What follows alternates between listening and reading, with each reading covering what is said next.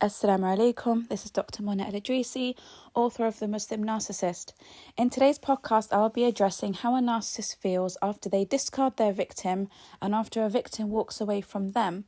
Because I get so many questions and people asking me, does the narcissist regret what they did to me? Do they feel depressed because they've lost me? Do they feel sorry? Do they feel remorse? Do they feel resentment? Do they feel all those kinds of emotions, do they feel bad for what they did? So I'm going to answer this question in this podcast, inshallah. So as you know already, I approach everything from an Islamic psychological perspective. So in order for you to understand everything that I'm saying in this podcast today, you will need to refer to previous podcasts about the Qareen, the Ashiq Jinn, and the creation of the human body, so that this makes sense to you. Otherwise, you'll just find yourself lost in what I'm saying. So the answer to your questions as to whether they regret what they've done, if they feel bad about what they've done, the answer is yes and no. And the reason why it's yes and no, because remember the narcissistic personality disorder, it's based on a union of a human being and their qareen, okay? Sometimes people who have more of a stronger narcissistic personality disorder will have another jinn come into play as well to contribute to that personality. So you'll have the human being, the qareen, and possibly a ashiq jinn or another jinn that has come into the life of this narcissist to create, havoc and chaos in that person's life and to use them as a portal for their own satanic missions. So another jinn that could be present in the life of a narcissist is a jinn that's come to take revenge on that narcissist. Again, explained in previous podcasts, but if a human has offended a jinn in some sort of way, for example, by pouring hot water down the sink without saying Bismillah ar-Rahman ar-Rahim, then a evil jinn can come and attach himself or herself to a human being, and they use that human being as a vessel. They exploit that human's body in order to create chaos and corruption in this dunya. So let's go on to speaking about human needs, okay?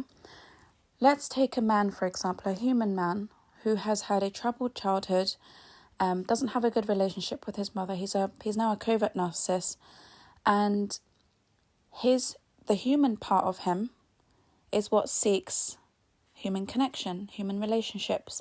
It seeks care and love and validation and stability. So if this person does not feel that they ever had a stable childhood, a stable family, care, love, attention, all those things, all those positive things, if they feel like they never had it, that is what they will look for in a victim. So the qareen doesn't need any of that from you. The qareen and evil jinn do not want stability from you. They don't want care and love and kindness. They don't care about any of that. What the qareen and the evil jinn want from you, from the human, is compliance. That's it. Compliance. A master-slave relationship where you do as I say to fulfill my mission because I have a mission. So it's very narcissistic. Like, I don't care about your needs. I don't care if I ruin your life in the process, in me fulfilling my mission. But what I need from you is compliance. That's in regards to the jinn.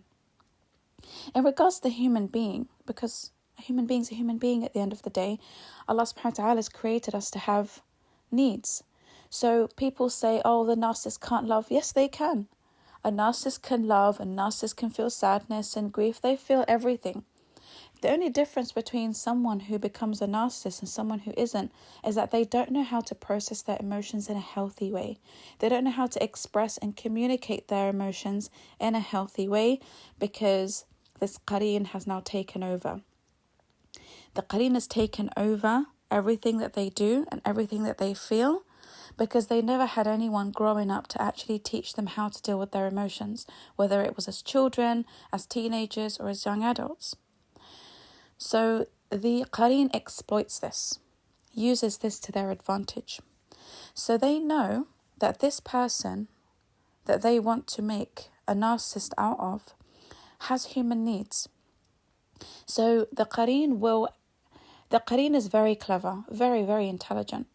So what he will do, or she will do, is they will find targets for these humans. They will find targets. They will say, okay, I need to find a target to fulfill the needs of this human being while I get the compliance at the same time.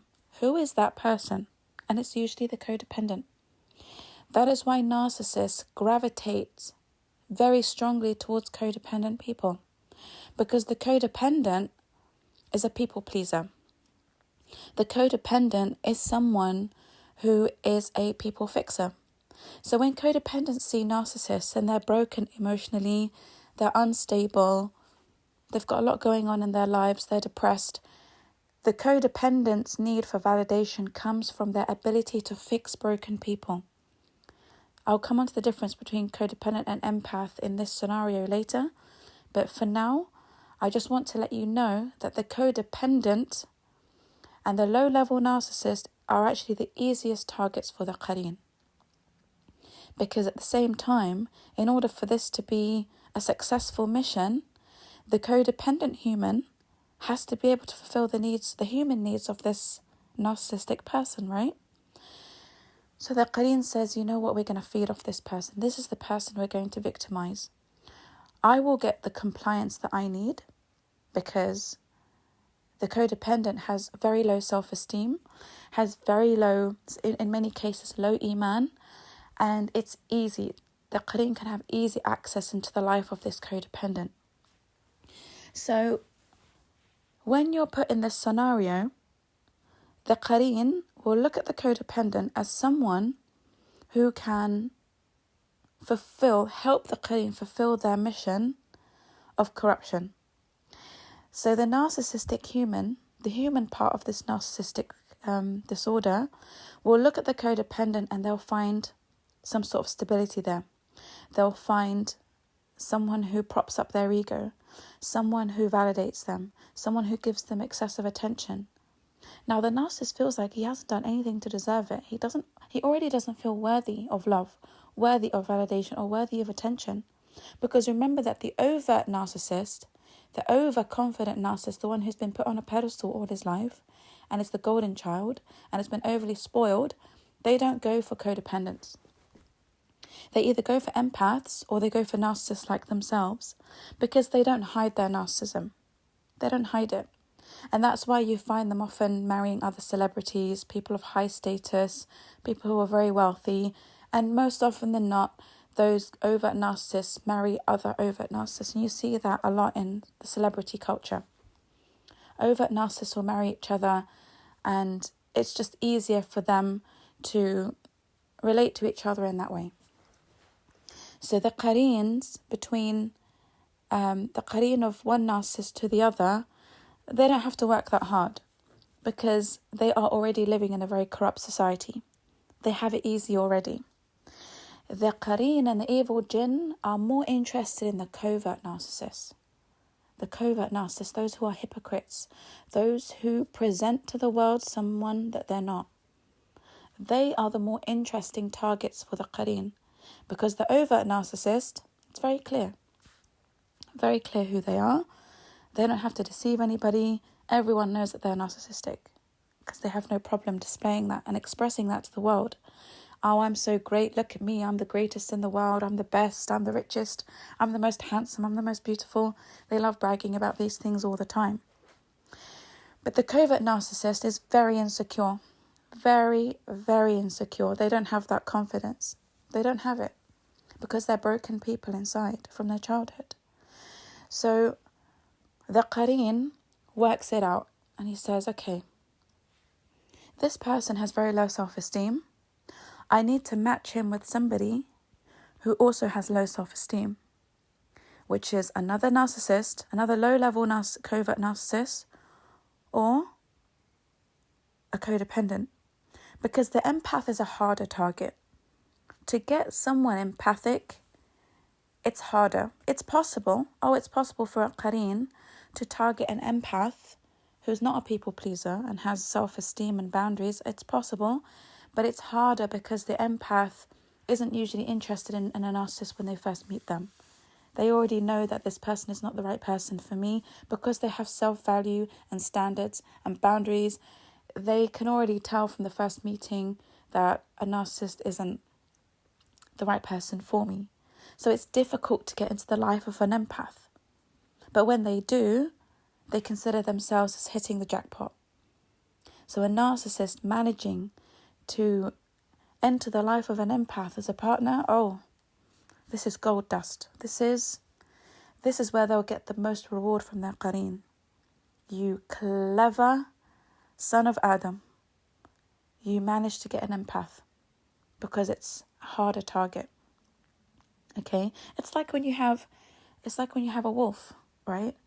Is the wolf going to be praised for catching a rabbit when he can catch a deer? It's different. The reward and the ego reward is different. Like it's easy to catch a rabbit, but it's harder to catch a deer. It's harder to catch a moose. So that's how they view it. Okay? So here, you get the low-level narcissists as well. They are the equivalent of wolves catching mice.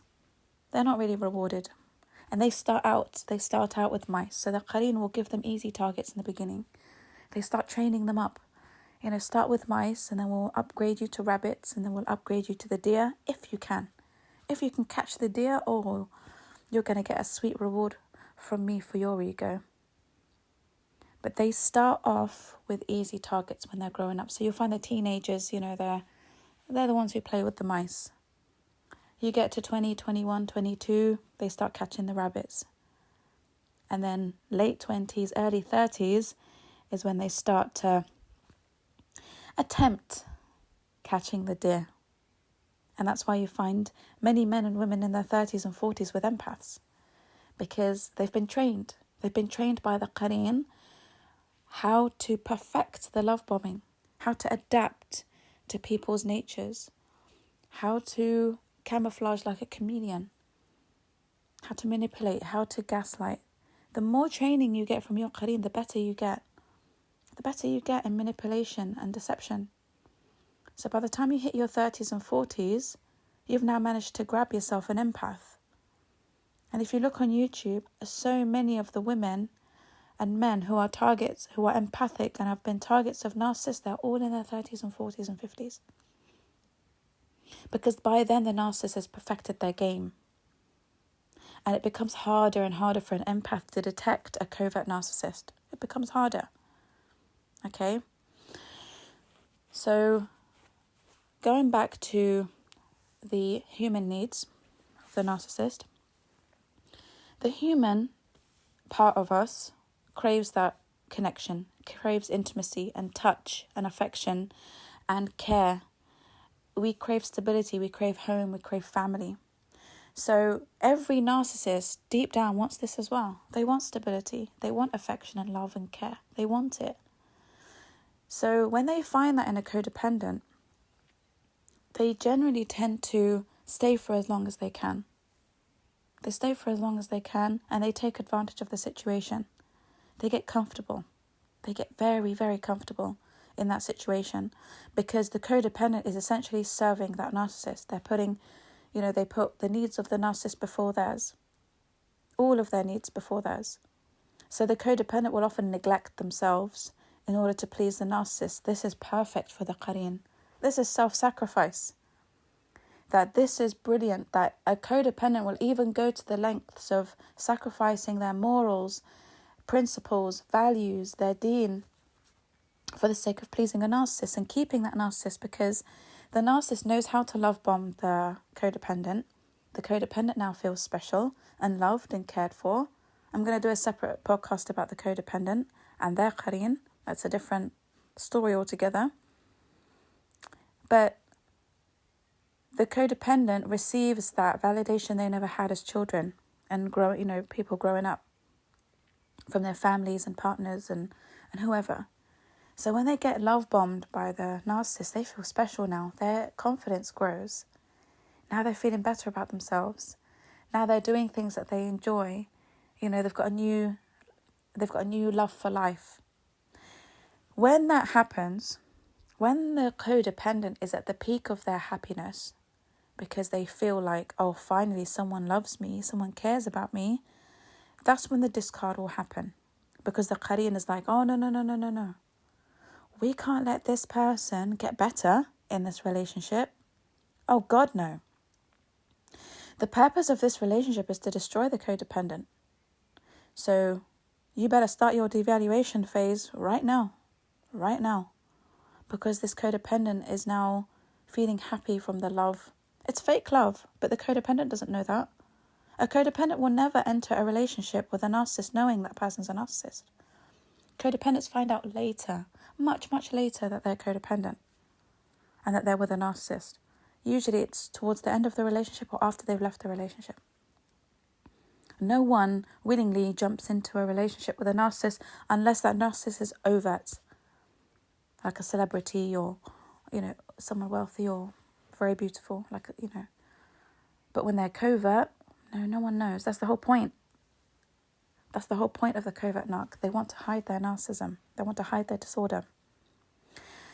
So when the Qareen sees that the codependent is now thriving off the attention and love and care from the narcissist, and they're doing better in life, maybe they're praying again, maybe they feel better as Muslims, better as people.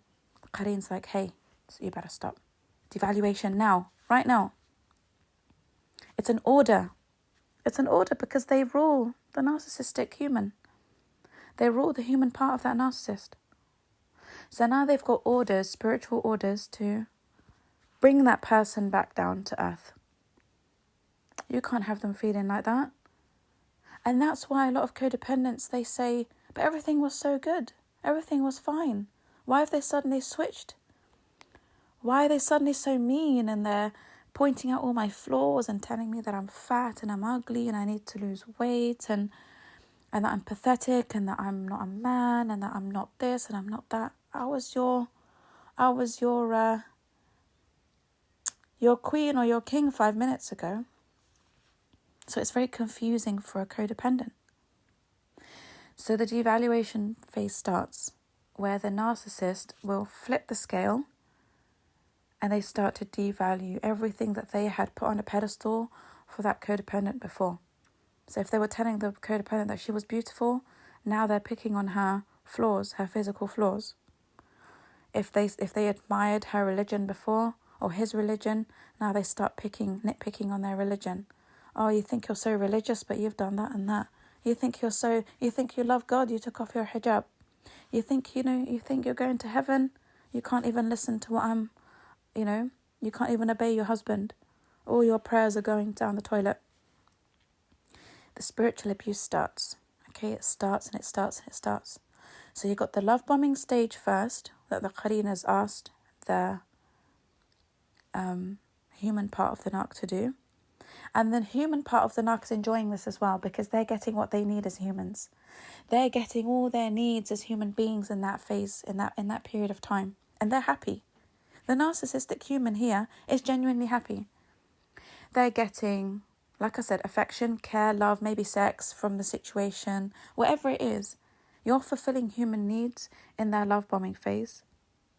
So sometimes the love bombing phase will drag. It will drag.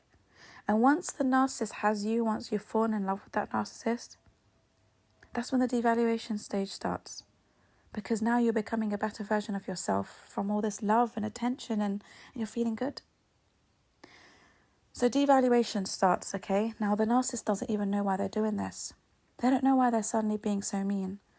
They don't actually feel comfortable with it.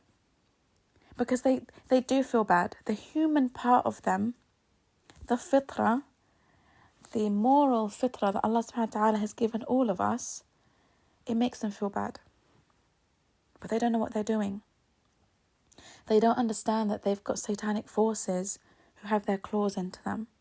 So they start the devaluation process. And then while they are devaluing you, this is when you start to become destroyed. Your iman takes a hit because now you're losing your self-confidence all over again. Now you're feeling that, hey, maybe it's right, I'm nothing special. I'm nothing worthy. look, he's going back to treating me the way I've always been treated. It was all fake. It was all fake love. I need to get that love back. I need to get it back so badly. I want to feel that way again. So they serve the narcissist even more. They'll run around the narcissist. They won't care about their needs at all, but they'll try harder this time because they want that love bombing back. They want to feel, that they've been put on a pedestal again. They want that attention and love and affection and praise and validation. They want all of it back. So they work harder and harder to please the narcissist. Now the Qareen is taking full advantage of this because now the Qareen is asking the human part of this narc to request from the codependent immoral things for them to do.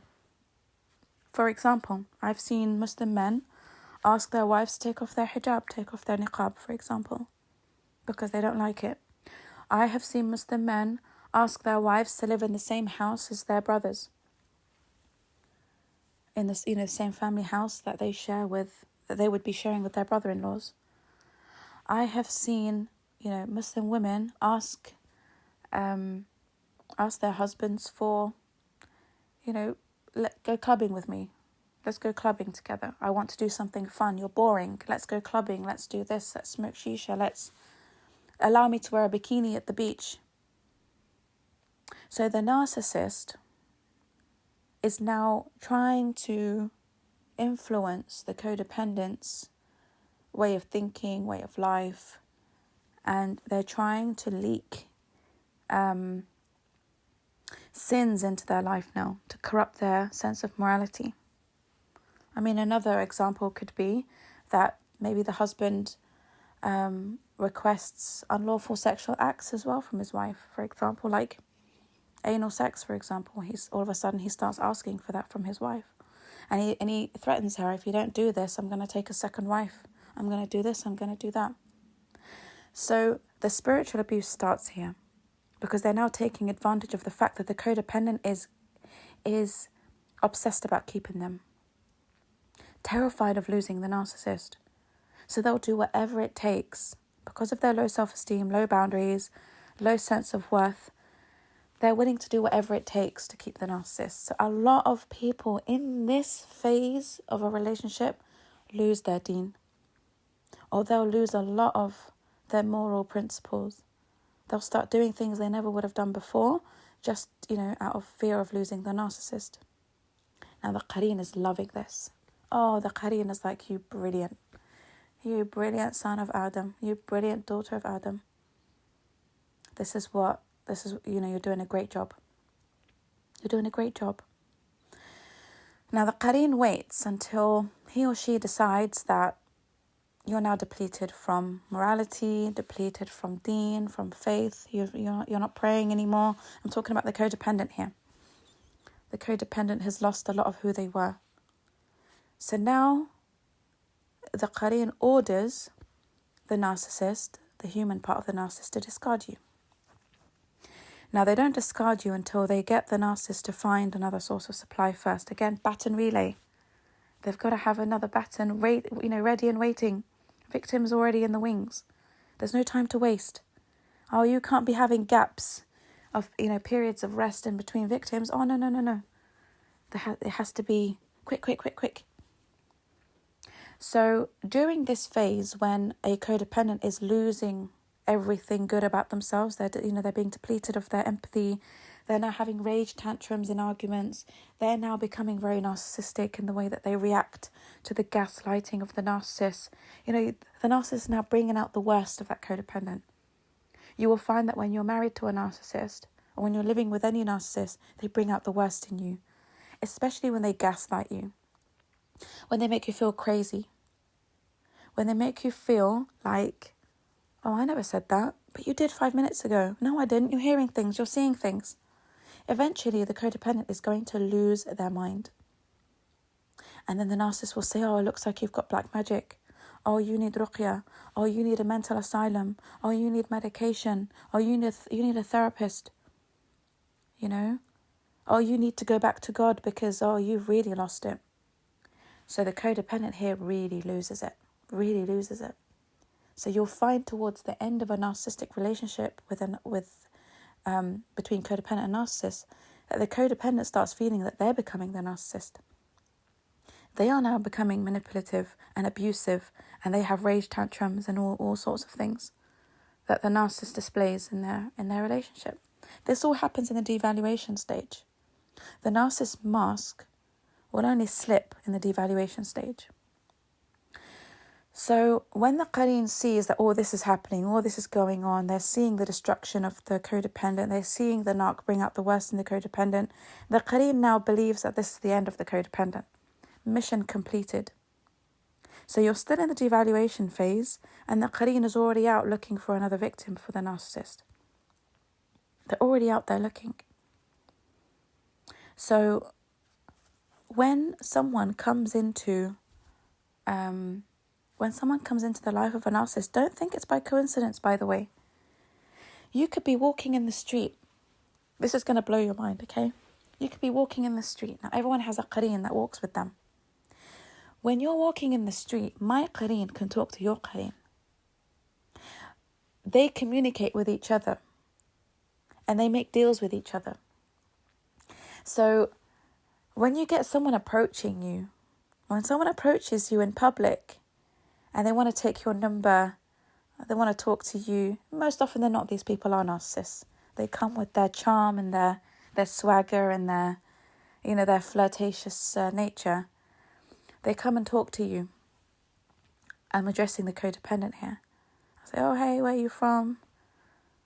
You're pretty, you're handsome, you're this, you're that. The two Qareens have been communicating. They say, that's a victim that we need. Approach that victim. Approach that victim. So this happens a lot when you're in a relationship with a narcissist. While you are in a relationship with a narcissist, that narcissist is going out there and approaching different women, different men. Because their Qareen has chosen their targets for them. Crazy, I know, but this is what's happening. This is what's happening. Because people forget that Qareens communicate with each other and our souls communicate with each other. Yani, the Prophet Muhammad ﷺ said, Al-arwahu junudun mujannada. Junudun mujannada. We are already created in heaven. So our souls look for each other in this dunya. We've already been created and we already know each other. So the Prophet Muhammad ﷺ said that those souls that were good friends in the spiritual realm will look for each other in the dunya. So souls communicate with each other. And that's why when you meet people sometimes, you just instantly love them. Instantly feel, a connection with them, and you instantly feel that there's love. The love from Allah subhanahu wa ta'ala for that person. You don't know them, you've never spoken to them, but you just love that person. And that comes from a previous life. Now with the Qareens, it's different. Now the Qareen, you didn't have that in that spiritual realm. There is no Qareen in Jannah. Okay, there's no evil jinn in Jannah. So they communicate with each other in this dunya, and they help each other in this dunya. They're all on a mission. They're all from the same army. They're going to help each other. They're going to help each other. If you're not reading your adhkar and your ayatul kursi every day, your Qareen is going to really set you up for failure, because they are plotting with other Qareens to bring you down. Madness, I know, but it's true. So if you're not protecting yourself with the adhkar and Quran and ruqya and everything, you open yourself to this corruption. You become very vulnerable to it. So, and that's why narcissists can never really be faithful. They're never really faithful in relationships, because their Qareen orders them to go and find new supply. So when you discard that one, you've already got another one that you're working on. There's no break. There's no rahmah, there's no mercy from this Qareen for this human being that they've overpowered. There's no rahmah. They want them to work 24/7. Okay? So the narcissist is working on a new source of supply while they're devaluing you, because they're not going to devalue you when they're not going to risk it when they don't have a new source of supply. They're not going to risk you leaving them when they don't have a backup in place. A narcissist will only, ONLY, discard you when they have a backup in place already. And it's just at least one. The best of them, the most manipulative, have a few on the go. They've got a few that they're manipulating at the same time. But an amateur narcissist who doesn't know how to catch those rabbits properly, effectively, they're a bit lazy, they're a bit creaky in the knees, they'll have the one. They'll have the one. So be sure that if a narcissist discards you, they've got someone else. They've already got someone else they're working on. Because they can't be alone. They can't be without a mission. So when you discard them, when you walk away from them before they've got their backup supply ready, I'm telling you, that Qareen tortures the hell out of them. And the Qareen says, now, right this minute, go and find another source of supply. Right now. You can't be sitting here without no mission. I've got a mission. I've got to report to Satan. I've got Satan to report to. I can't go back to Satan with no report. I can't go back to him with no report and telling him I haven't done anything today. So they force that narcissist, the human part of that narcissist, to go and find source supply immediately. Immediately. Again, this is why they move on so quickly. This is why the narcissist moves on to new supply so quickly. You've just come out of a 20-year marriage of a narcissist, and 1 week later they've married somebody else. 1 week later they're already dating somebody else. And you're thinking, how the hell did that happen? Did the last 20 years mean nothing to this narcissist? The truth is, it's not him. It's the Qareen that's forcing him to do it. And a lot of people don't understand this, and they go into a deep depression. Deep depression. Some people become suicidal because they're like, oh my goodness, I meant nothing to that narcissist. I meant nothing to that person. After all this time, after everything I did, after all the sacrifice and the love and the care and the money and the investment, they go and find someone else so easily after we break up. That's not coincidence, guys. That's the Qareen working on them, because they are pressurizing that person to find a new source of supply as soon as possible, because that Qareen has to report to the shaitan. And that Qareen gets punished by the shaitan if there's no report. So he doesn't want to face that. So you're going to do what this Qareen says. You're damn well going to do what this Qareen says. That's the reason they move on so quickly. With no empathy, with no care. People don't understand. How can you be so cold? How can you just move on to somebody else that quickly? After everything that we've been through and everything that we had, I thought you loved me, I thought this, I thought that. That Qareen doesn't allow that person to feel empathy and love and care like a normal human being. This is not a human being, a normal human being that you're dealing with. You are talking about a human being who is 30% human and 70%, evil jinn. You're not dealing with a normal human being here. A normal human being is someone who has empathy and care and love and compassion, all of that. That's why empaths are so brilliant, because they are living in their present and full human state of being, the way that Allah subhanahu wa ta'ala has created us to be. But when the narcissist is overpowered by the jinn takes the lion's share of that person's character. The jinn doesn't care about any of those human emotions. The jinn wants power and compliance. So when a person is overpowered by the need for power and compliance, the empathy and the love and care and attention that the human part of that person needs is very low, very small. So they don't really care about that as much as they care about power and compliance, because this Qareen is a part of them now. This Qareen is a part of them. They rule this person. So for the most part, they don't care. They actually don't care when they discard you. They feel nothing. They feel nothing. Now, if you go back to previous podcasts, you'll understand that there are different levels of empathy in narcissists. So the higher up the scale you are in your narcissism, the lower the amount of empathy you'll have. The more amateur you are as a narcissist, lower scale narc, the more the empathy you'll have. So sometimes a narcissist will feel bad when they discard you, because they don't even know why they're discarding you.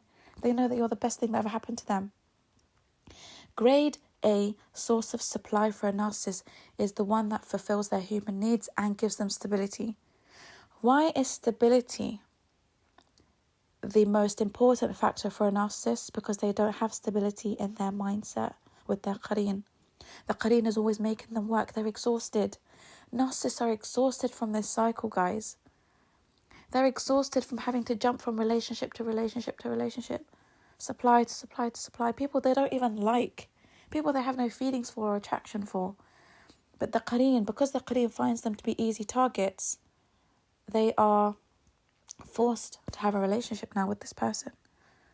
A lot of times you'll wonder why a narcissist left you for someone who isn't nearly half as attractive as you are, doesn't have half the qualities that you have. You think, hold on, why would you do that? They're not even their type. They don't care. The narcissists don't care. Because their Qareen is, again, they've overpowered this human part of the narc for them to not care. That's why a narcissist can marry someone they're really not attracted to. That's why a narcissist can marry a woman when they're actually closeted gay. They don't care. They've got a mission to complete. They've got a mission. Now, the narcissists who are aware of this disorder and don't make a change, they usually are the most dangerous because they really don't care. They're actually enjoying the mission.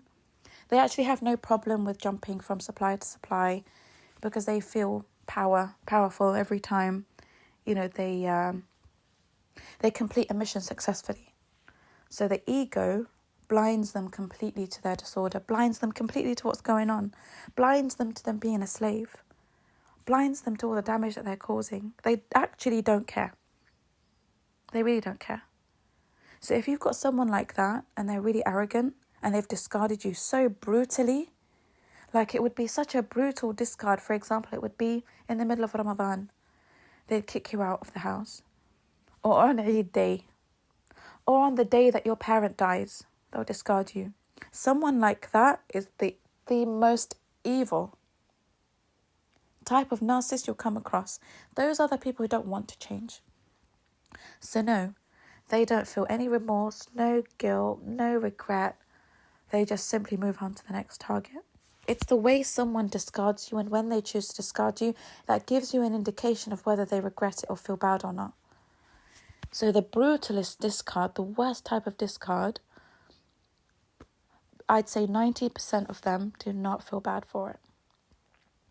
Now, a discard that happens as a result of them having to make up and create problems now to discard you, that's when they feel bad. The human part of them feels bad, not the Qareen, the small human part of them. For example, when everything is going so well, the love bombing, you're now feeling great, you're running around, you're slaving for them, you're doing everything you can to make them happy, breaking all your principles, breaking all your rules for them because you really want to stay with this narcissist. You're so desperate for this relationship to work. You're so desperate to feel loved. Your self-esteem is so low, you don't believe you'll ever find someone else ever again. When you're in that kind of relationship and the narcissist has to get out now because the Qareen is like, that's it. You can't stay longer in this relationship. We need you to work on other projects. Come on, I need more victims. Can't be wasting all this time on just one person. You should have done 5 people by now. So now the narcissist has to create problems to discard you. They've got to create problems. And creation of problems could be, I'm no longer attracted to you. I know I don't love you anymore. I found somebody else. Or you catch them cheating. They will actually put themselves in a situation where you catch them cheating because they need a way out. So they actually want you to find out that they're cheating. Okay? And what happens in this case, in this scenario, is that a lot of codependents catch the narcissist cheating, whether it's a man or a woman, and then the codependent forgives them. They say, it's okay. Allah forgives, I forgive you, I love you, let's make this marriage work, let's make this relationship work. And the narcissist is like, oh my God, oh my goodness, what's it going to take for me to get out of this relationship? I don't know how to get out. Because they feel bad. A part of them feels bad for discarding you. They want you to do it. That's the reverse discard. Reverse discard, I'm doing a whole podcast about that. When they do things to make you want to leave them. Now, when it's a reverse discard, when the narcissist finds it a bit difficult now to discard you because there's that human part of them that feels that I don't know why I'm doing this, that person's a good person, especially when it comes to an empath. The reverse discard always happens with an empath. They find it easier to discard the codependent and other narcissists, but boy, if you're an empath, they will always use the reverse discard on you. They will do things to make you have that decision to leave them. Because not only will you make them look like the victim, oh, look, after everything I did for her, or after everything I did for him, look, he turned around and said, I don't want to be with you anymore. Because what happens here, the Qareen makes the narcissist up the dose of abuse. So, for example, if you're with an empath and you're upping the dose of abuse, the empath is going to say, no, I'm not dealing with this anymore. What the hell? Because remember, the empath has boundaries. The empath has self-esteem and self-worth. They know their value. So when a narcissist ups the dose of abuse and disrespect, they don't want to. They don't want to do it. But the Qareen is making them.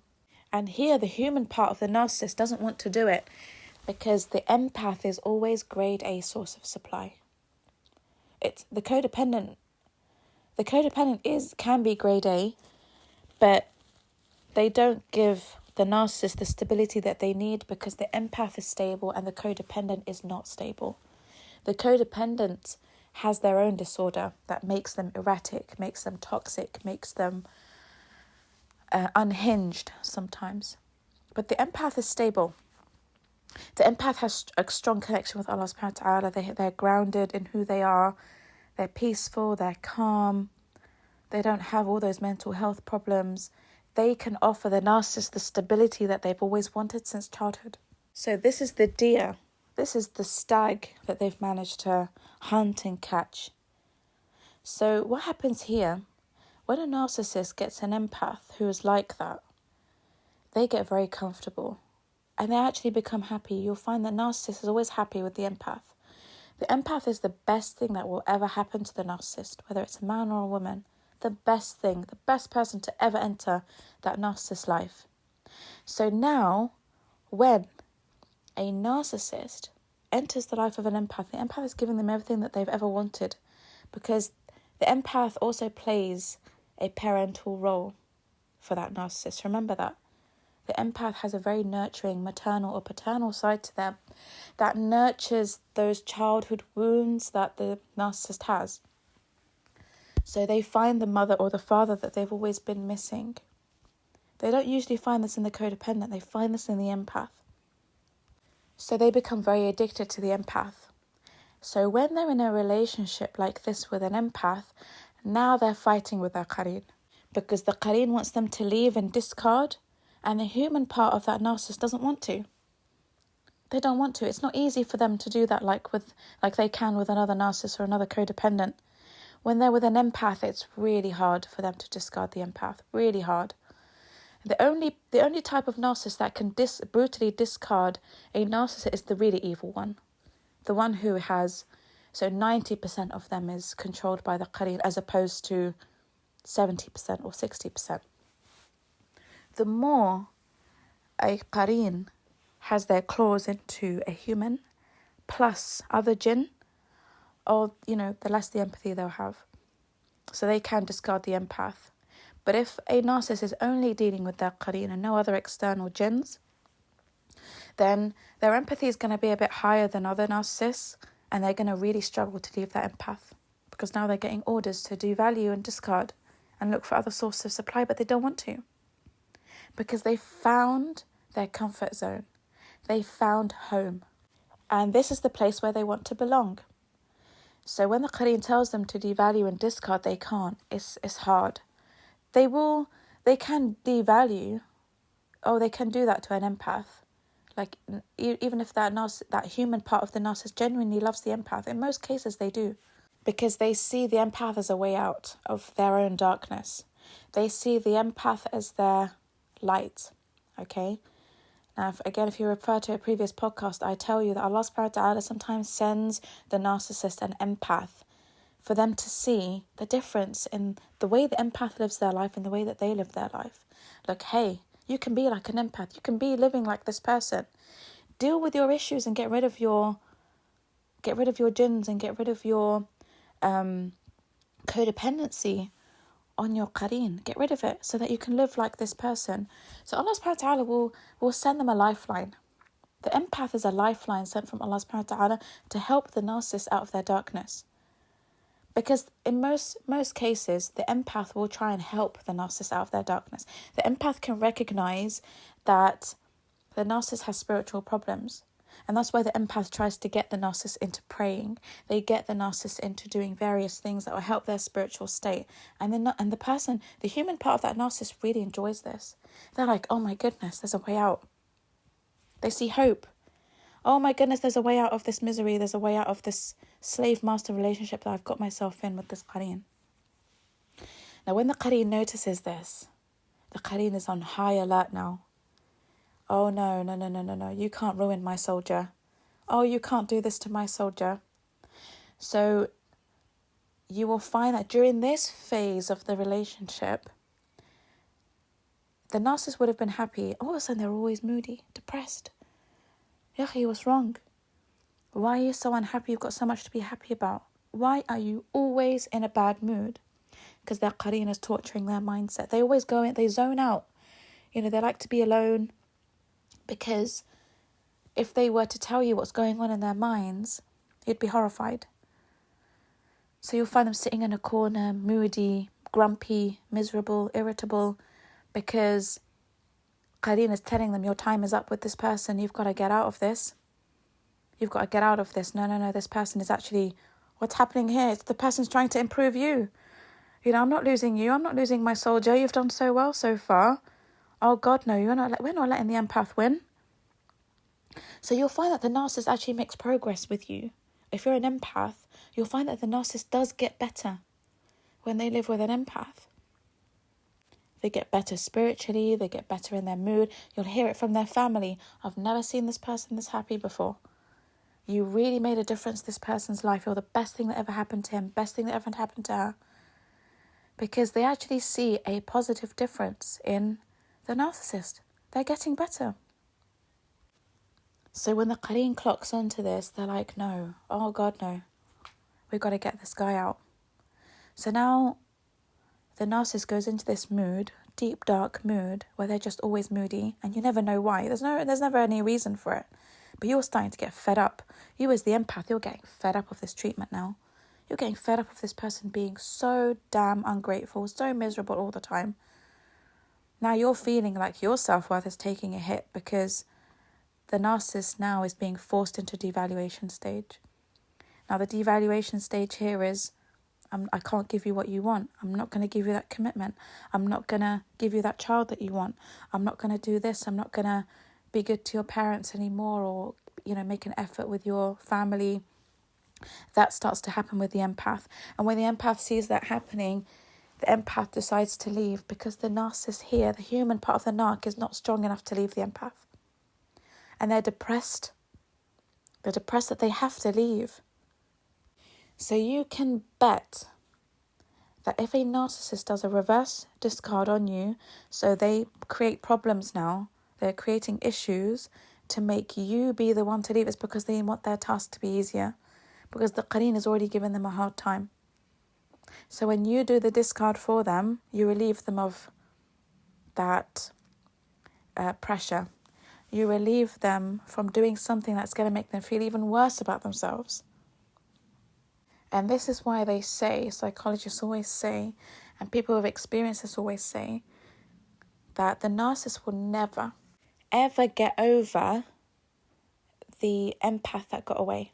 And the one that got away is the one who ran away from the abuse in the reverse discard. And they ran away because they have a sense of self. They know their value. They know they don't deserve this treatment from the narcissist. They know that they've given the relationship their all.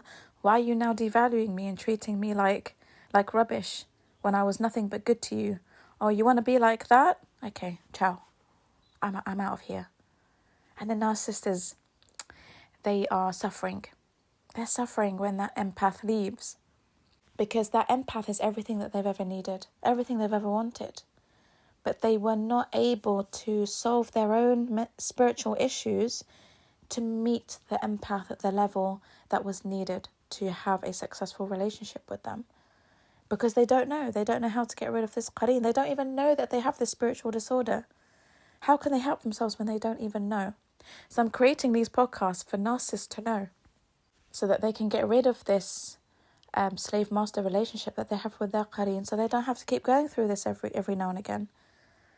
You know? Like, can you imagine moving house 30 times in your life? That's how a narcissist feels with their Qareen. They've just got comfortable in a relationship. You know, they're happy, they've got their feet under their table, they're getting everything that they need. Then the narcissist says, oh, gotta go. Next victim. And the narcissist is just tired. You know, the narcissist is exhausted and tired of repeating the same cycle again and again and again. But they have to. They have to, or they'll get tormented by the Qareen. They'll get tormented. So they're constantly packing, constantly moving, and no one understands why they're leaving behind a carnage of damage in so many relationships that they keep destroying, because the victim doesn't understand what's going on and the narcissist doesn't understand what's going on, but they're leaving a trail of damage that they are feeling really bad about. So when it comes to other narcissists and codependents, does the narcissist feel bad for what they've done? They feel bad for the damage that they're causing. It's not really personal to you. It's more about them and how they feel about themselves, like what they do and how it makes them feel about themselves. Like it just makes them feel like a really rubbish person, like a really evil person, and they don't like looking in that mirror. But the Qareen will torment them by letting them revisit the past and everything that they've done, all the failed relationships that they haven't managed to complete a mission in. Oh, the Qareen will make them remember. And they'll just go into a depression. Narcissists are very depressed people, because the Qareen will always remind them, don't think you're better than me. You are an ugly person. You're a dark person inside out. So the narcissist will not regret what they've done to you personally. If you're a narc or a codependent, they will regret what they've done to make them feel so awful about themselves. The only person a narcissist regrets is the empath. Because the empath is someone who has, again, dignity. When you are a codependent or a narcissist and you allow a narcissist to repeatedly abuse you, they lose respect for you. So a narcissist doesn't regret abusing someone who doesn't respect themselves. It's almost like, well, hey, you've asked for it. You've allowed me to come back into your life after I've clearly abused you. You've allowed me back in every time I hoover you, even though you know my history, my abusive history. So the narcissist, when they discard a codependent, or when a codependent walks away from them after being hoovered 10 times, the narcissist has no feelings for that person, because there's no respect. There's no respect. The narcissist knew eventually that codependent's going to walk away. One day they're going to get sick of this abuse. They actually want you to wake up to the abuse, because they're thinking, oh my God, my Qareen has you good and proper. And they can't believe that you're falling for the manipulation every time. Every time they come back and hoover you, it doesn't take much to get you back in. Maybe a few gifts here and there, some love bombing, some words of validation, some begging, some crying. Oh, narcissists can turn that tap on and off very easily, guys. Or when they get on their knees and they beg, they know that the empathy in that codependent is going to crumble. They know that that person's empathy is not going to accept turning that person away when they're on their knees, on the floor, crying, begging for another chance. So the codependent lets them back in. And the narcissist loses even more respect for you, because you're easily manipulated. You're easily fooled.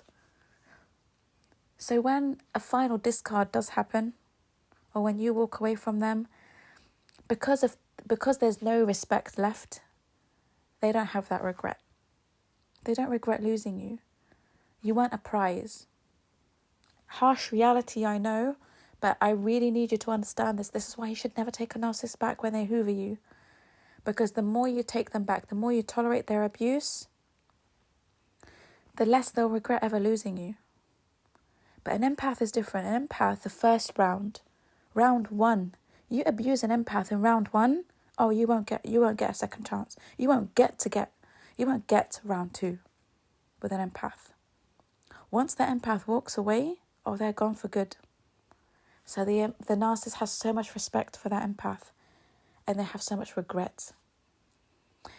And the human part of that regret is, like I said, it's the love, it's the genuine human connection. It's that this is the person I need. This is the person that teaches me self-respect. This is the person that teaches me about dignity and about connection with Allah subhanahu wa ta'ala, and teaches me all these good positive things that I need to make myself better. They have an admiration for the empath, the human part, okay? Because they found everything that they need in you. That's the part that regrets losing the empath. And they regret losing the empath, not because they've discarded them, but because they've had to let the empath be the one to walk away. They had to allow the empath to be the one that got away, the one that ran away, the one that escaped.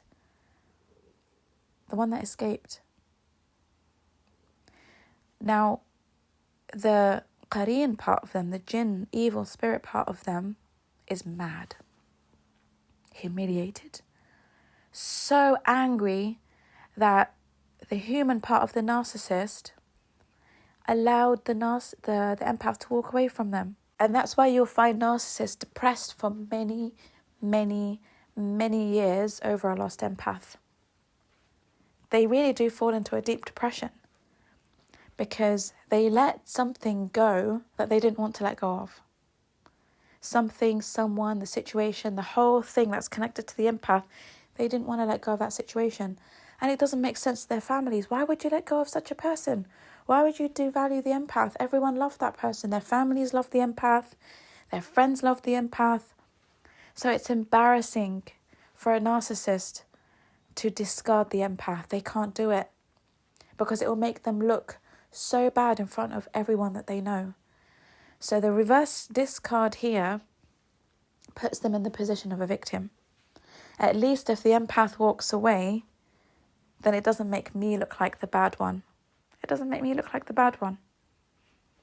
Especially if that empath was around, looking after, the narcissist children, for example. If a children's a single father or a single mother, and your present, the presence of the empath in the narcissist's life is just pure joy because the kids love them.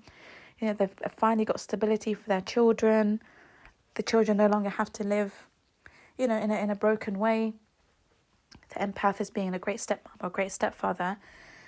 Oh, they can't be the ones to discard the empath. How would that make them look? It would make them look really evil.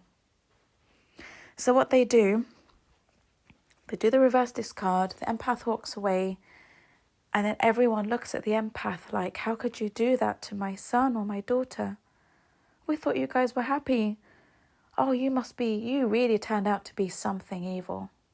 And then they'll start painting the empath as the narcissist. And this is where the smear campaign comes in. Because the Qareen is so humiliated that you allowed the empath to walk away, this great person. The Qareen now has to salvage the situation for himself or herself. They've got to salvage the situation. So they start a smear campaign. They have to start a smear campaign. Because what the Qareen wants everyone to know is that this empath didn't walk away from the narcissist because the narcissist has problems. The narcissist is evil. The narcissist is a self-sabotager. Or they can't let people know that because they've got to keep up their mask of deception. They've got to maintain the victim image of the narcissist. They've always got to make the narcissist look like the victim and the innocent one in the situation.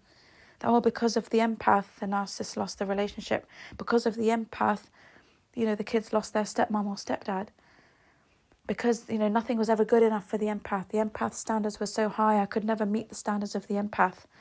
They never made me feel good enough. I'm the victim, boo-hoo.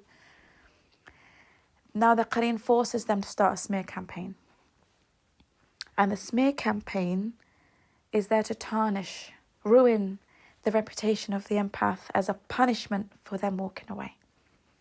The Qareen now has to punish the empath for having the strength to walk away after all that investment, after all that time spent grooming this new victim.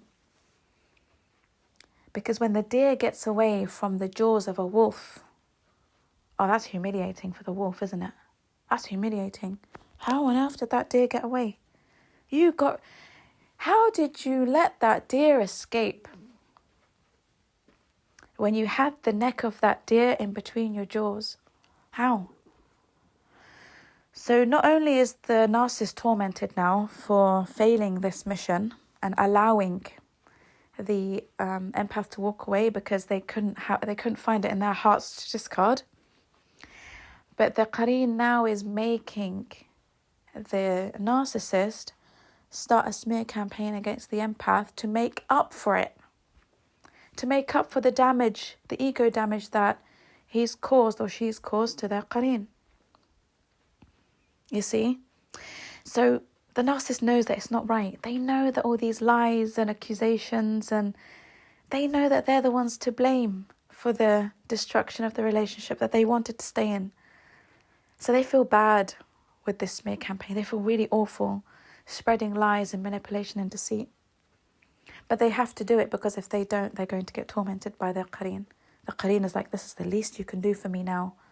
We have to paint the empath as the bad person so that you maintain the image that you've now ruined for me.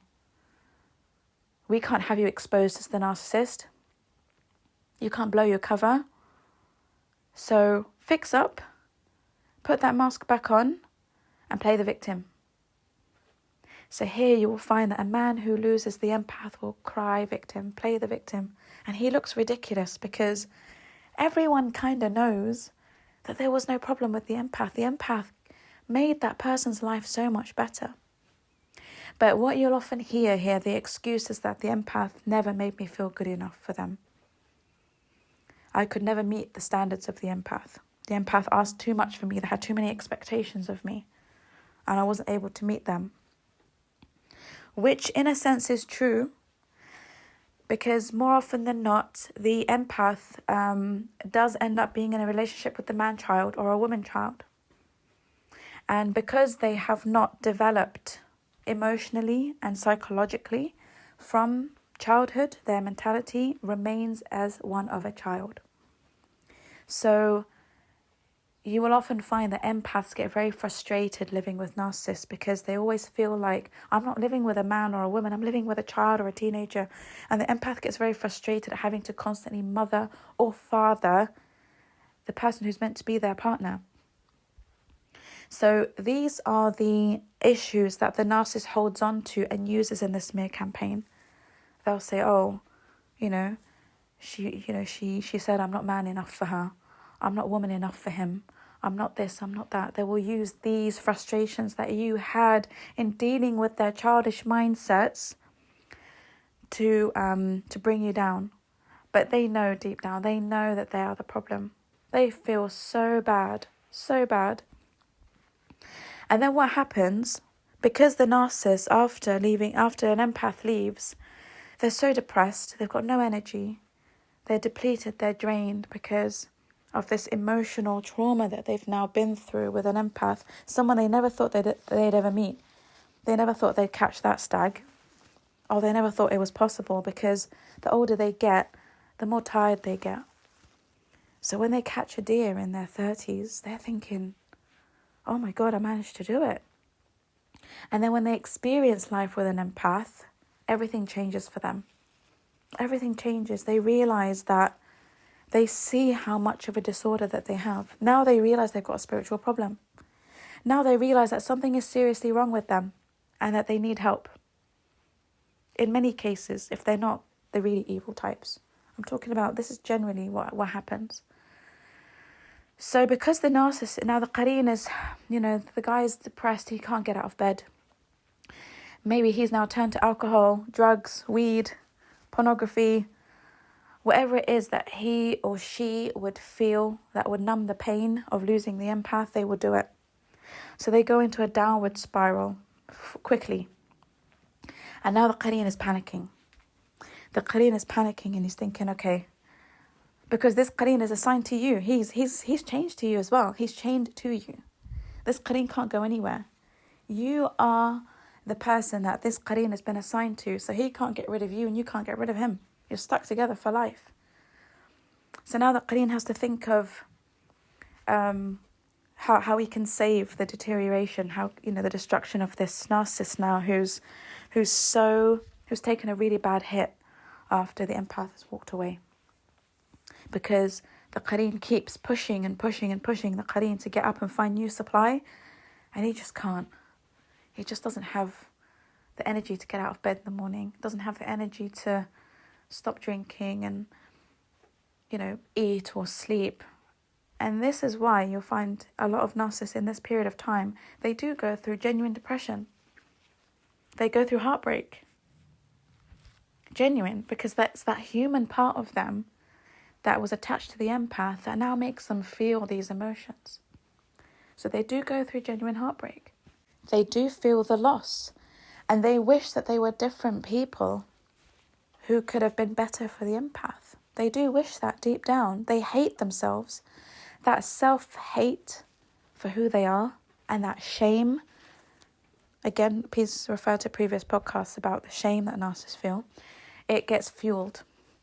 It gets fueled in this phase that they go through after an empath leaves. The shame, the guilt, the self-hate for them being the way that they are. Like, I could have kept that person if I was a better person, if I didn't have this disorder.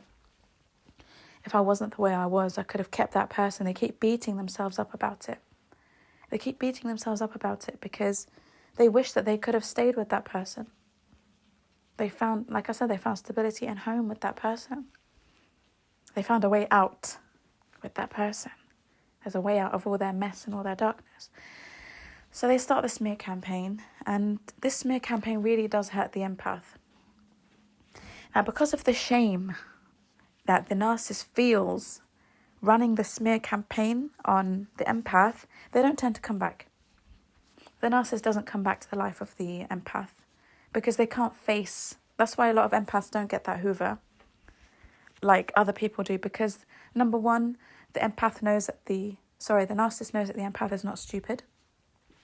Number two, the narcissist knows that the empath has self-respect and they wouldn't allow the narcissist back into their lives after everything that they've done, everything that they've said, the false accusations, the rumours, the smear campaign. After the empath gets a whiff of that, they'll hate that narcissist. They'll hate them. They'll never let them back into their lives. And the narcissist knows this. And that's why it's painful for them to start the smear campaign, because they know that this will be the end of any future relationship that they could ever have with the empath ever again. They know this. So when they let go not because they want to, but because they have to. So that is the only time. That's the answer to your question. For the most part, if a narcissist has left a relationship with somebody and they don't respect that person, the only thing they're going to miss is what you gave them, not you as a person. But the empath that walked away, the narcissist will miss that person and everything that they were given. So that's the differentiation, that's the difference. So for example, if you're a codependent who allowed a narcissist to come back multiple times to use and abuse you, because you let them back in every time they hoovered, or you chased them, you asked for them to come back, the narcissist here will not miss you as a person, because they don't find their role model in you. You mirror them, because they see you as someone who's got no self-respect, no self-love, no self-value. You remind them of themselves. They need something higher to look up to. They need hope. They need hope that people can change. So when they discard you or they leave you, you're not, harsh reality, but they don't miss you. They just miss what you gave them. They miss the supply. So when they hoover you, they don't come back for you. The codependent thinks that they're back for them. Oh, see, told you. He loves me. He loves me so much. He can't live without me. He's back. Oh, he's not back for you, darling. He's back for the money you were giving him, the house you were allowing him to live in, the car that you were allowing him to drive, the cover that you were giving him because he's closeted gay and he can't let anyone find out that he's closeted gay. So when he's with you, he throws everyone off track with that. No one will assume that he's gay when he's with you. Oh, she's back for the money. Now that she's seen that you've built your business back up and you've got you're living a good lifestyle again after she depleted you from every penny, she's back not for you, she's back for your money. She's back for a good lifestyle. She's back for whatever it is that you were given her before. So when a narcissist doesn't respect you, you will know that because they hoover you. If a narcissist does not hoover you, that means that they respect you. A narcissist will only hoover those people they don't respect. So when the relationship ends for good with a narcissist, don't let them back in. Don't let them back in. They will never miss you. And that's why they don't reach out. That's why you never find them doing things. They don't fight for the relationship. They don't do anything because they don't actually want you. If they can find what they were getting from you from someone else, it's just easier for them to go to someone else and start the whole cycle again. If you were giving them money, they'll find another person who can give them money. If they were getting sex from you, they'll find plenty of other people who'll give that to them. But the codependent is so stuck in the romanticized mindset of the narcissist. They want to believe that the narcissist loved them, really loved them. And that's why they kept hoovering them. No, it wasn't love. It was convenience. You were a pit stop for the convenience. So, like I said, a narcissist will always have other sources of supply on the go. Now, what happens to a narcissist after they have an empath walk away from them? They usually jump to the nearest narcissist. The nearest narcissist that they can find. And this nearest narcissist, because again, they don't have the energy to go out there and look for new supply. They don't feel like it. They don't want to talk to anyone right now. They don't want anything from anybody. The Qareen will tell them to go back to an old source of supply. So there's a woman who's maybe been after him for a while. Easy target, just a very easy, narky target. You will find that he will downgrade or she will downgrade so badly after you empath. And you just think, they've gone back to the swamp they came from then. That's what happens.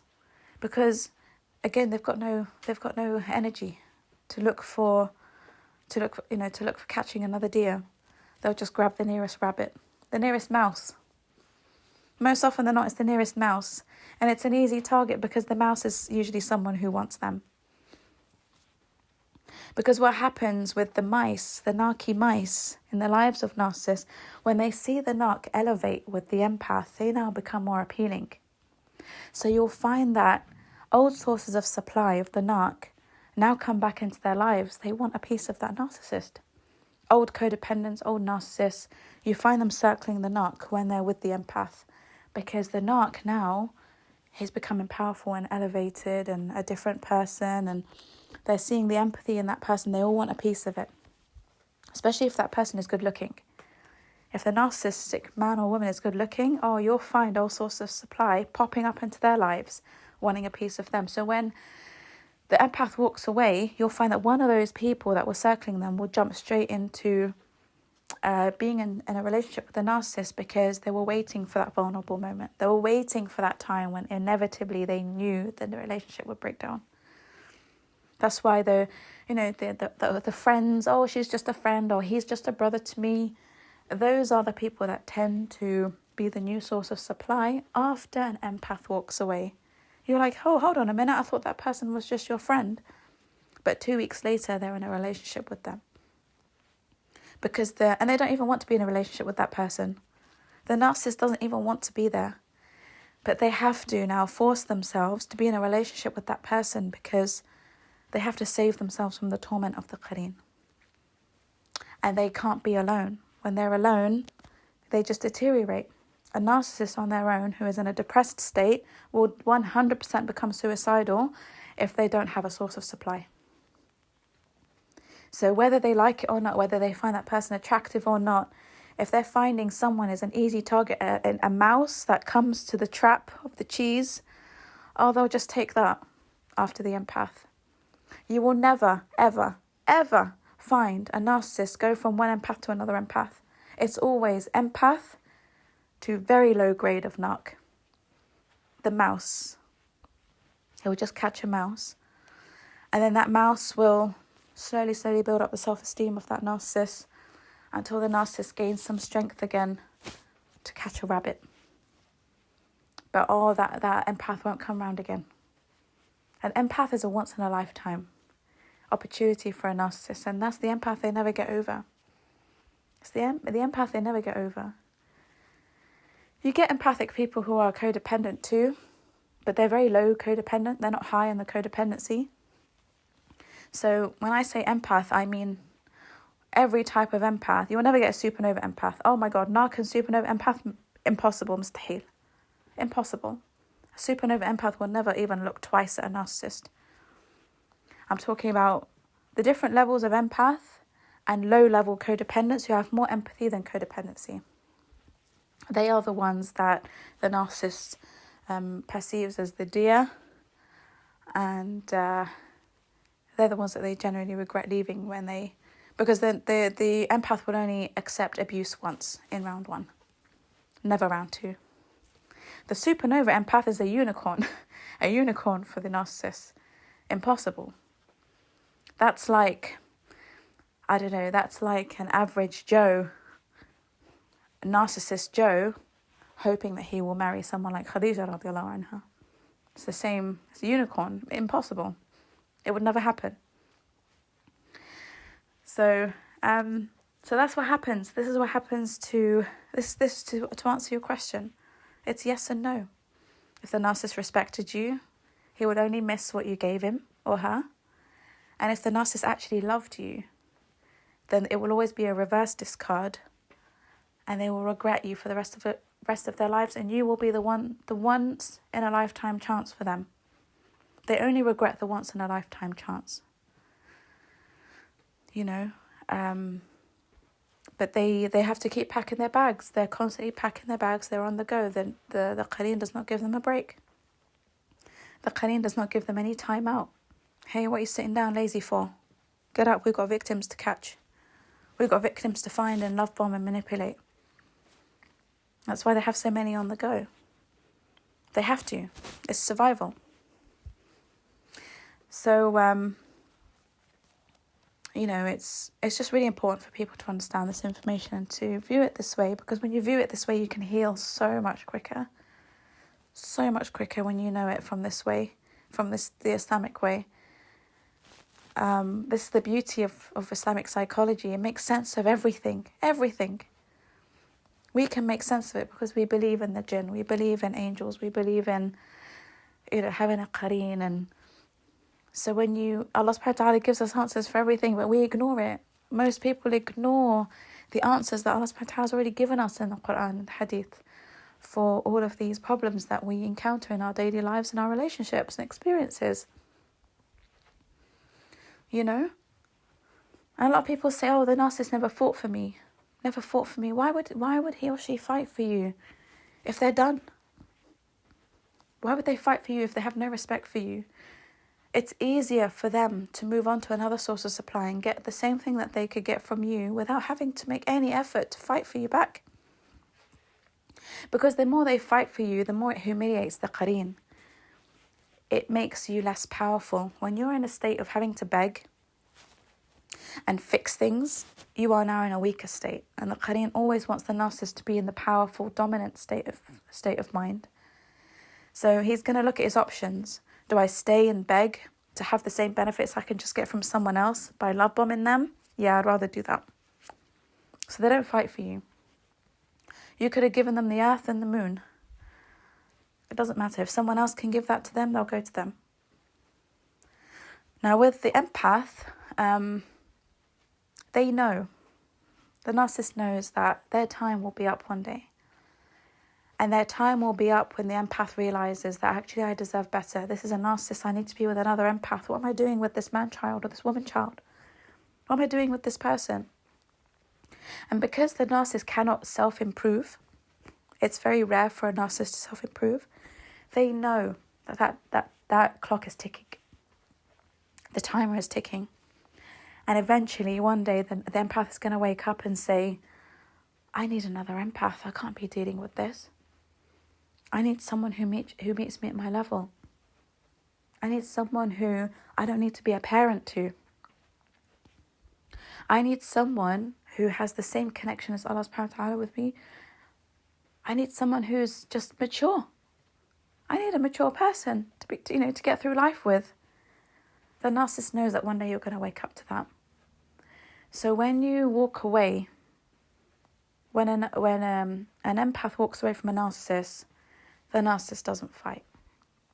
They don't put up a fight, because what are they going to fight for? What are they going to offer you? They already can't give you what you need. So staying longer to fight just makes you look silly. It makes you look really stupid.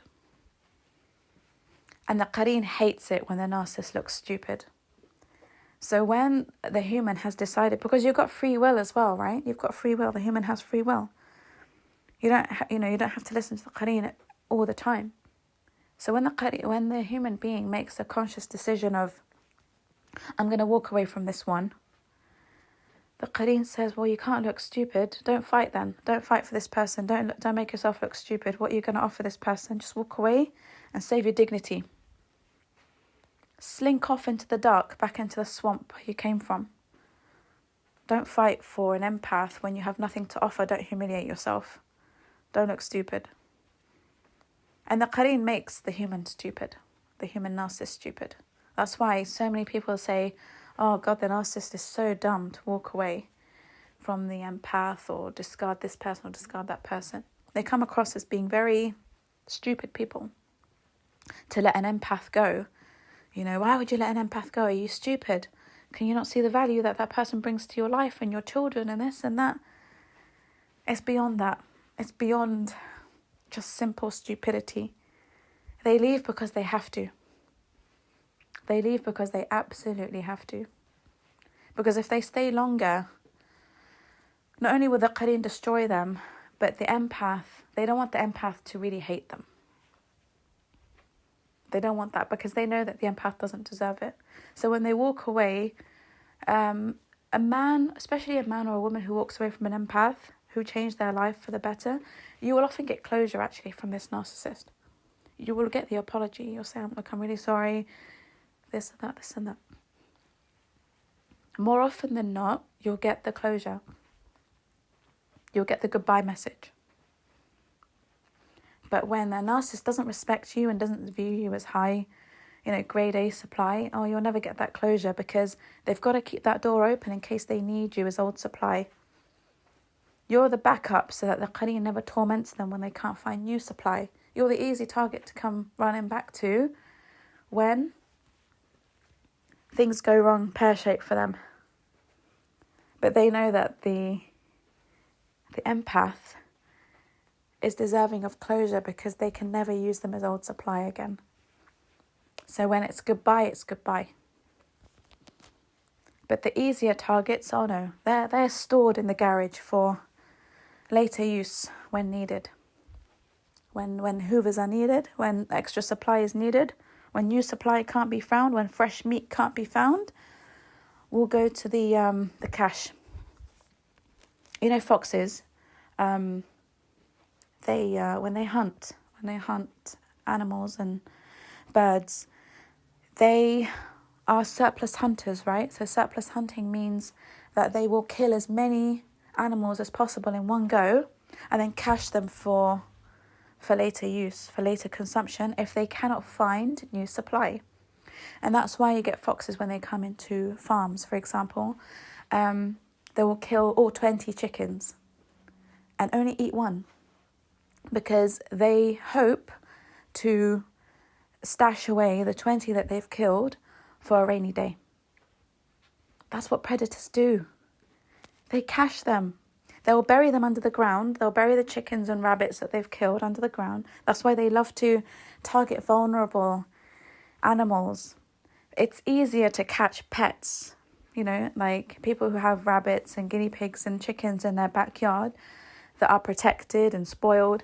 It's easier for the fox to attack them than it is for them to chase the wild rabbits, because the wild rabbits are exhausting. That it's tiring for them to catch.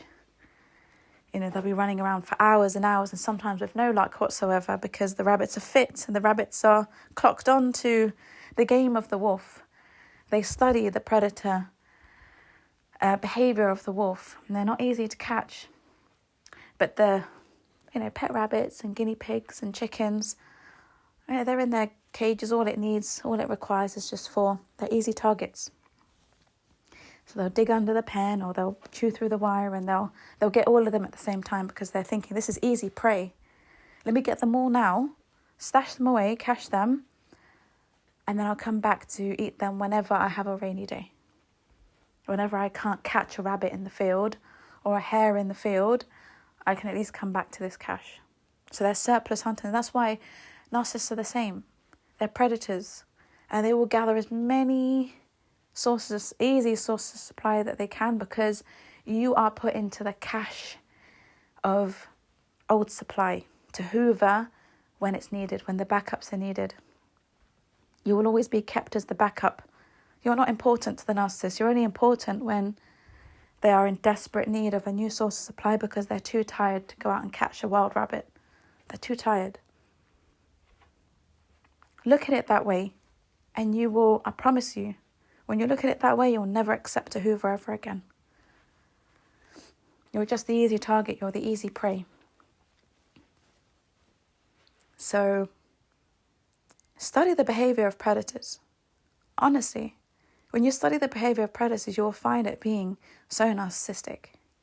So narcissistic. It's fascinating. Study the lives of wolves and foxes. I've been doing that recently because I love wildlife. I love animals. And I've got pet rabbits as well. So I'm always on the lookout for how to protect them and, secure them from these predators. And the more I study predator behavior in animals, I realize that, wow, this is what narcissists do. This is how narcissists target their victims and their prey. It's the same. So I hope that this has given you some clarification, guys, on... It's a long answer, but I hope that this is a healing answer for you.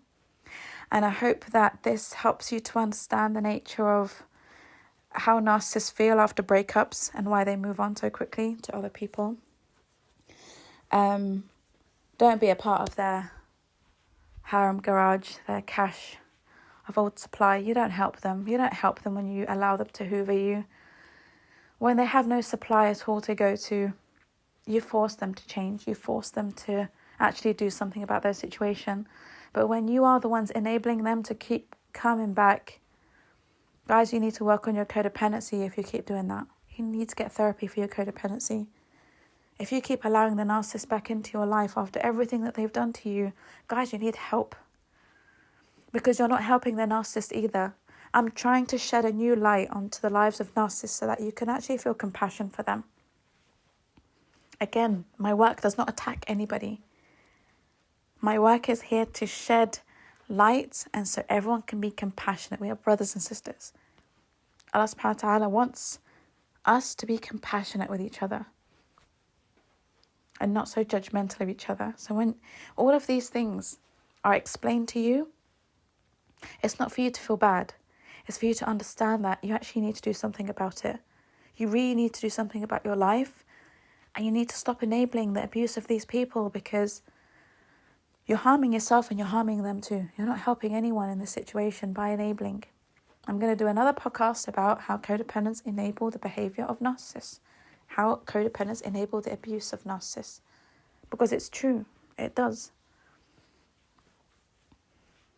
So, hope that's made it all clear. I hope you've enjoyed this podcast. Thank you for listening up until now. If you're still here. I'd love your comments. I'd love your feedback. Please like the video. Please share it. Please subscribe to the channel if you want more of this kind of information. I've got so much coming. I've got a long list of podcast subjects that I'm going to address, inshallah. Lots more mind-blowing stuff to come. So, yeah, please do. If you need help, if you need one-to-one counselling and coaching, I do offer that for narcissists and codependents. Men and women, I counsel both. I coach both. So do reach out to me at author@muslimnarcissist.com. I also offer group coaching, so if you prefer to have group coaching with peers, I do that too. All the information is on the website, themuslimnarcissist.com. Have a look at that. If you haven't grabbed a copy of the book, please do. I do go into quite a lot of detail into the subject of narcissism amongst Muslims. And these podcasts are basically being created to elaborate more on what I've written about in the book. So in order for you to gain the best comprehensive understanding of what I'm talking about, the foundation of my work is in the book. And then this is everything that I do. Extra is built up upon the work and the research that's in the book. Okay, so I'll leave it at that. I hope you've enjoyed the podcast, inshallah. And until the next one, Assalamu alaikum wa rahmatullahi wa barakatuh.